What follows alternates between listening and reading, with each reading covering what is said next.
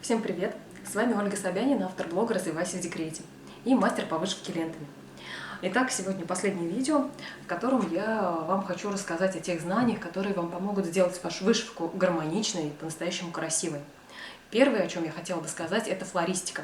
То есть прежде чем вышивать какой-то цветок, будь то мак, ромашка, тюльпан, нарцисс, любой цветок, забейте в интернет, посмотрите, как выглядит этот цветок на самом деле. Если там летом пришлось, что вы вышиваете летом, выйдите на улицу, посмотрите, как этот же одуванчик выглядит.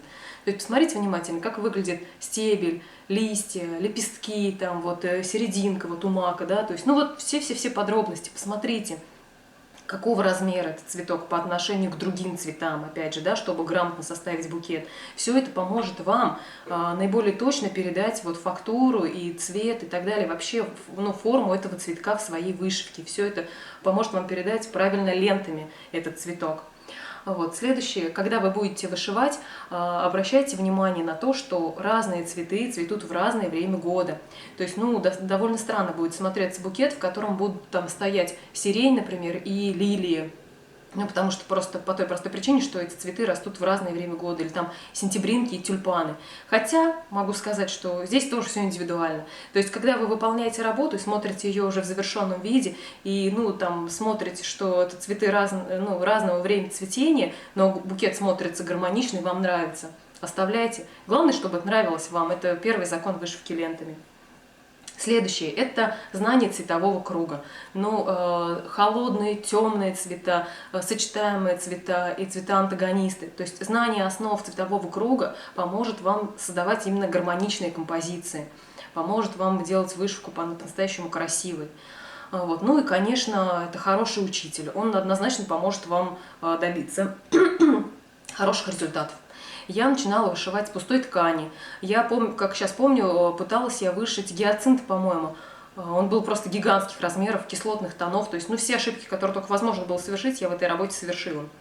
Естественно, мне все это жутко не понравилось.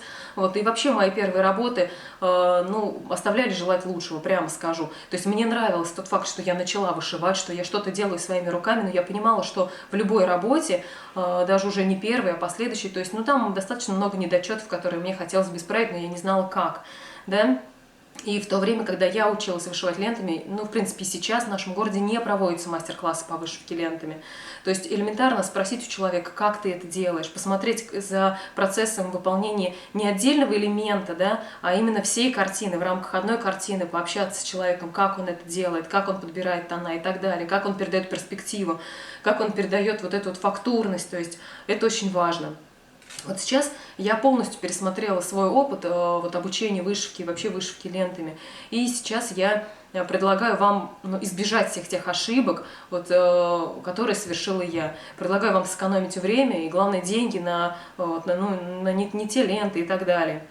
Значит, я предлагаю вам расшивать принт вместе со мной. То есть от самого начала, то есть от того, как закреплять ленту в игле, да элементарно, как закреплять ткань в пяльцах, и до самого конца. То есть как оформить вашу готовую работу в багет в домашних условиях. Это тоже немаловажно. Я знаю, что у многих просто работы стопками лежат в шкафах, потому что на хорошее оформление денег нет, а сами оформить, не могут, не знают какие-то моменты, или пробовали, там что-то сикость-накость пошло, там что-то не получилось. Так вот, я вам расскажу, как это сделать так, чтобы работа действительно смотрелась выигрышно и красиво, даже при оформлении в домашних условиях. Если вы давно мечтаете вышивать лентами, даже если вы пересмотрели много видео, но так и не решитесь там взяться за работу, или вышиваете лентами, но результат вас не устраивает, то мое предложение для вас – вы получите принт, расписанный мной вручную, вы получите набор шелковых лент, нитей, игл, и, конечно, вы получите видеозапись с полным пошаговым процессом вышивки работы. И в конце вы получите готовую работу, оформленную вашими же руками в багет хороший, который вы сами подберете, исходя из тех цветов, которые будут у вас в картине. И вы однозначно получите радость, получите удовлетворение от своей работы. Уверяю вас, ваши окружающие просто ахнут, когда узнают, что вы сами выполнили эту работу от начала до конца.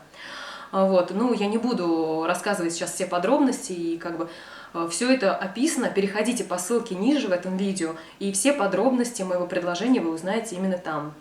Ну, на этом серию своих видео я заканчиваю. Я очень надеюсь, что они были для вас полезными. По крайней мере, я постаралась сделать все, чтобы они были полезными, интересными для вас. Если у вас есть какие-то вопросы, пожалуйста, пишите их в комментариях к любой статье в моем блоге, либо через форму обратной связи на моем блоге, либо через письма, через электронную почту. Я с радостью отвечу на все ваши вопросы, независимо от того, что они касаются, будь то ткань, вышивка, какие-то элементы и так далее. С вами была Ольга Собянина, автор блога «Развивайся в декрете». Всем пока, до связи!